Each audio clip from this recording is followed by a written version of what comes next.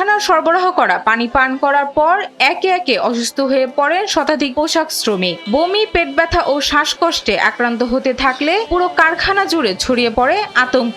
দ্রুত তাদের উদ্ধার করে উপজেলা স্বাস্থ্য কমপ্লেক্স ও আশেপাশের বিভিন্ন বেসরকারি ক্লিনিকে ভর্তি করা হয়। বৃহস্পতিবার সকালে গাজীপুরের চন্দ্রায় অবস্থিত ড্রেসম্যান গার্মেন্টসে ঘটে এই ঘটনা। অসুস্থ শ্রমিকদের অভিযোগ, দুর্গন্ধযুক্ত পানি পান করার কিছুক্ষণের মধ্যেই শুরু হয় অসুস্থতা। ধীরে ধীরে আক্রান্তের সংখ্যা শতাধিক ছাড়িয়ে যায়। তবে কারখানার এজিএম আতিকুল ইসলাম জানান, খবর পাওয়ার সঙ্গে সঙ্গে শ্রমিকদের চিকিৎসার ব্যবস্থা করা হয়েছে। তার ধারণা, সাম্প্রতিক বন্যার পানিতে ডুবে যাওয়া কলের পানি পান করায় শ্রমিকরা অসুস্থ হয়ে থাকতে পারেন। তবে কারখানার সরবরাহ করা পানিতে কোনো সমস্যা নেই বলেও দাবি করেন তিনি।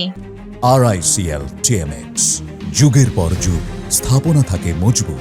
হয়তো বা এই যে বললাম, কিছুদিন আগে এই এলাকায় জলবদ্ধতা ছিল, কারো কারো বাসার পানি উঠে গেছিল, হয়তো অস্বাস্থ্যকর পরিবেশে থাকার কারণে হয়েছে।